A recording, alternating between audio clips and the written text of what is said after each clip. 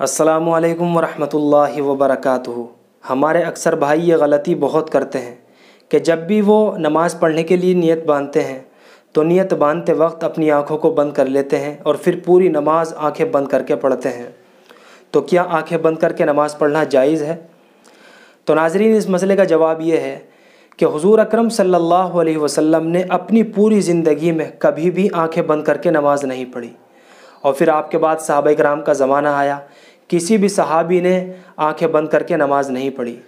بعض فقہاء کرام فرماتے ہیں کہ آنکھیں بند کر کے نماز پڑھنا مکروہ ہے، کیونکہ اس کے اندر سنت کا نور نہیں ہوتا۔ اس کے علاوہ ناظرین، میں آپ حضرات کو ایک واقعہ اور بتا دوں چھوٹا سا۔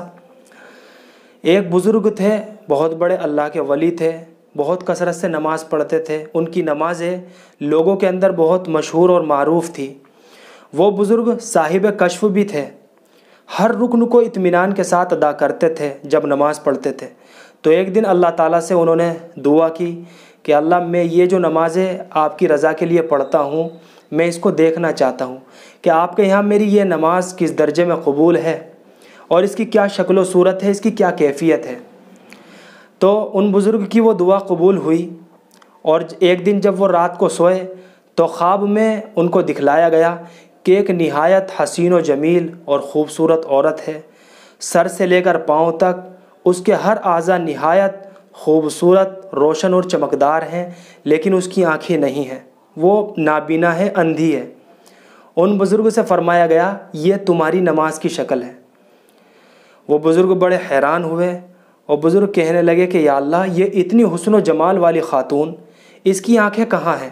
تو ان کو جواب ملا کہ تم جو آنکھیں بند کر کے نماز پڑھتے ہو تو تمہاری نماز ایک اندھی عورت کی شکل میں دکھائی گئی ہے۔ تو اس لیے ناظرین، اس واقعے سے آپ حضرات کو سمجھ میں آ گیا ہوگا۔ تو ہمیں نماز اللہ اور اس کے رسول صلی اللہ علیہ وسلم کے بتائے ہوئے طریقے کے مطابق ادا کرنی ہے، جیسے اللہ کے رسول صلی اللہ علیہ وسلم نے ہمیں بتایا کہ جب ہم نیت باندھیں اور پھر جب ہم قرات شروع کر دیں تو ہماری نگاہ سجدے کی جگہ پر ہونی چاہیے، اور جب ہم رکوع میں جاویں تو ہماری نگاہ دونوں پیروں کے درمیان ہونی چاہیے، جب ہم اتحیات کی مقدار بیٹھیں تو ہماری نگاہ گود میں ہونی چاہیے۔ اب اس طریقے کے مطابق، سنت طریقے کے مطابق اگر ہم نماز پڑھیں گے تو ہماری نماز قبول ہوگی۔ جب ہماری نماز قبول ہوگی تو ہماری دعا قبول ہوگی۔ کسی بھائی کے ذہن میں اب بھی کوئی اشکال ہے یا کوئی سوال ہے تو وہ کمنٹ میں ضرور لکھا کریں، انشاءاللہ ہم اس کا جواب ضرور دیں گے۔ فقط والسلام۔